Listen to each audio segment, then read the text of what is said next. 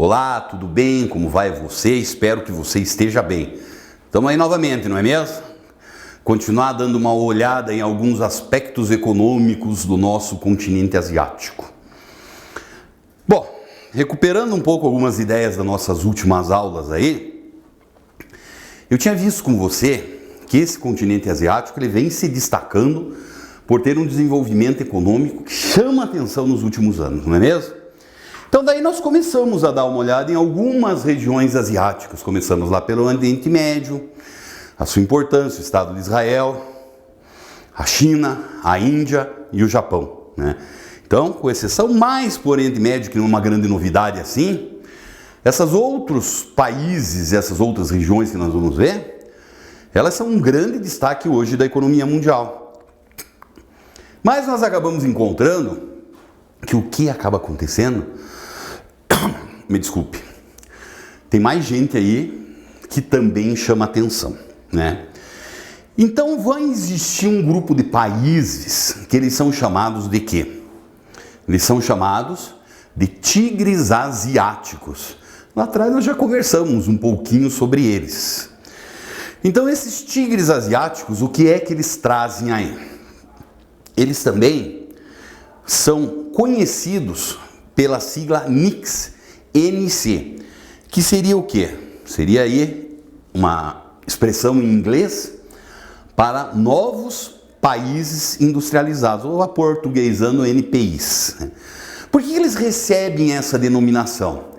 Porque eles foram os últimos países do planeta, por assim dizer, que eles passaram por um forte processo de industrialização, né? Então nós temos os países de industrialização clássica, Revolução Industrial, Europa, aí você já tem os Estados Unidos, pode jogar até mesmo o Japão nesse pacote. Daí você tem os países de industrialização tardia. Primeiro grupo entramos nós, o Brasil, Argentina, o México e assim vai. E agora você tem os asiáticos, que são os mais novos industrializados aí. O que aconteciam com esses países? Qual é a realidade desses países até a década de 1970? Esses países, basicamente, eles se encontravam numa situação muito comum a todos eles na região. Eles eram países basicamente agrícolas, né? Mais caracterizado ainda pela presença de agricultura de subsistência. Nem eram grandes exportadores de alimentos. Tá? Só que, na aula anterior, a gente conversou um pouquinho a respeito do Japão. O Japão, como eu falei para vocês, passou por um grande crescimento econômico, num primeiro momento. Num segundo momento, esse crescimento continua acontecendo no Japão, só que a impressão que se dá é qual? Que o território japonês fisicamente não ia aproveitar, ou não ia ter espaço, literalmente falando, para suportar esse grande crescimento econômico. Então os japoneses trataram de fazer o quê? Trataram justamente de procurar outras regiões com uma proximidade muito geográfica do Japão, uma proximidade muito grande geográfica, eu quis dizer isso, para continuar esse crescimento. Então eles encontraram principalmente em dois países, que é quem? A Coreia do Sul e Singapura. Ali foram os japoneses que começaram a investir, a levar as indústrias para lá. Depois europeus, norte-americanos também perceberam que nessa jogada ali, você poderia ter um grande desenvolvimento econômico nesses países, principalmente centrados em uma coisa chamada de quê? Também desse contingente de mão de obra que todos eles têm em grande quantidade aí. Bom, o que é que nós acabamos encontrando então? Então esses países passaram a receber grandes investimentos. Mas por que fizeram justamente nesses países da Ásia? Não foram fazer em países africanos? Por que esses investimentos americanos não aconteceram, por exemplo, na América Latina? Né? Porque esses países que se transformaram em tigres asiáticos, eles acabavam apresentando o quê?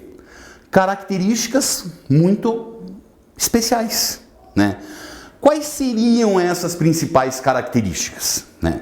Primeiro, a gente não deve esquecer que nessa década de 1970, estamos vivendo um período de Guerra Fria.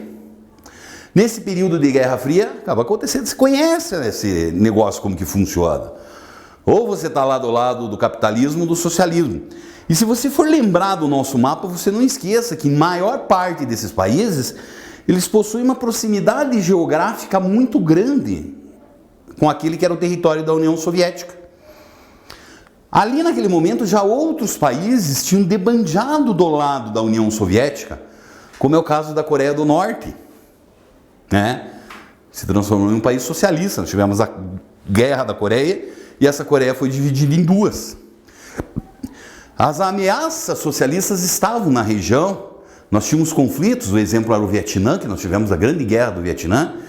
Então, esse capitalismo ele imaginou dessa forma: se eu invisto nesses países, eu vou ter eles do meu lado, eles vão ser meus sócios, por assim dizer, certo? Então a tendência deles debandarem para o mundo socialista vai ser menor. Mas não é basicamente só essa a grande razão que levou ao surgimento desses chamados tigres asiáticos. O que acabou acontecendo com esses tigres asiáticos também? Eles apresentavam vantagens. Uma das vantagens eu já chamei a sua atenção. Esse grande contingente de mão de obra, uma mão de obra muito barata, gente, né? Então, com essa mão de obra muito barata, ainda eles têm outra característica forte, que o asiático ele é muito disciplinado. Se você pegar essa década de 70, principalmente aqui no Ocidente, Europa, os Estados Unidos, estão ocorrendo a crise energética nesse Ocidente, e os movimentos de trabalhadores, movimentos organizados por sindicatos, são muito fortes no Ocidente, que levaram a muitas greves, por exemplo. Não. Lá na Ásia, não existia essa ideia. Os trabalhadores não eram organizados em sindicatos.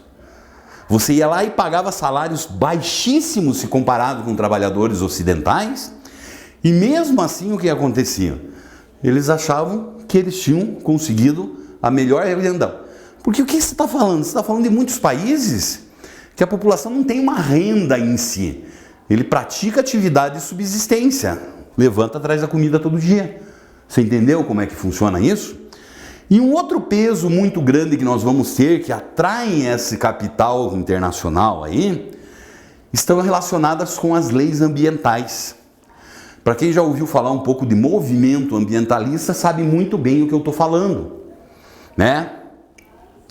Então, essa década de 1970, cresce muito significativamente essa consciência ecológica no planeta inteiro, né? Defesa do meio ambiente.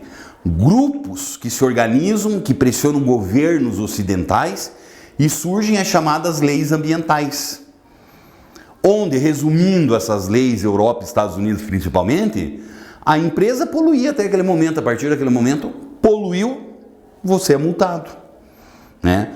Então, hoje parece uma coisa assim, digamos assim, quase que natural. Ó, se o cara poluiu, ele tem que ser multado. Se o cara agrediu o meio ambiente, ele tem que ser punido, né? Mas não era, não existia essa consciência. E se nós formos pensar lá no continente asiático ainda, o negócio era muito pior. Então eles saem dali, eles se instalam nessas grandes indústrias na Ásia, e daí acaba acontecendo o que com eles? Pode poluir, pode agredir o meio ambiente, que aqui não existe nem lei ambiental ainda. Então, esses países eles vão acabar fazendo o quê? Recebendo investimentos em grande quantidade. A população passa a possuir também uma renda muito significativa. Falando em palavras bem simples, eles enriquecem. Só que o que vai acontecer, principalmente com a Coreia do Sul e com Singapura, é que eles vão tratar de fazer o quê? Eles vão tratar de fazer altos investimentos em educação. Eles vão qualificar essa mão de obra em um nível assustador. A qualificação da mão de obra desses tigres asiáticos, o que é que acaba acontecendo com elas? Elas levam justamente esses países a embarcarem naquilo que a gente chama de revolução técnico-científica. Eles passam a produzir tecnologia e a competir no mercado internacional. Então você pega assim, por exemplo, vocês não vão lembrar disso, que vocês não eram nem nascidos ainda, mas eu que sou bem mais velhinho que vocês, eu lembro. Se chegava ali na década de 90, por exemplo, você ia falar em aparelhos da Samsung, os eletrônicos da Samsung. O que é isso? Um aparelho que vem lá da Coreia, quem vai ter confiança? E eu pergunto hoje, você confia na Samsung ou não? Então eles conquistaram isso. Começaram a chegar aí nessa década de 90 também aqui no Brasil, os automóveis de outra coreana, que é a chamada Kia. As pessoas olhavam aquilo e não confiavam, porque é um carro que vem lá da Coreia, isso aí não tem qualidade. Hoje, como é que estão os carros da Kia nas nossas estradas, nas nossas cidades? São produtos que eles acabam tendo uma aceitação muito grande, né? Então esses países cresceram e se desenvolveram. Se você for pegar, por exemplo, lá o seu livro, né, você vai ver, existe uma descrição, não é muito distante dessa que eu trago para você, para mostrar a história da economia, por exemplo, da Coreia do Sul. Seria interessante você voltar lá, que nós não vamos ter tempo hábil para isso aqui, quais são os principais produtos. A mesma coisa acaba acontecendo aonde? Em Singapura, que é outro desses tigres asiáticos que tratou de fazer o quê? Se desenvolvendo uma velocidade muito grande.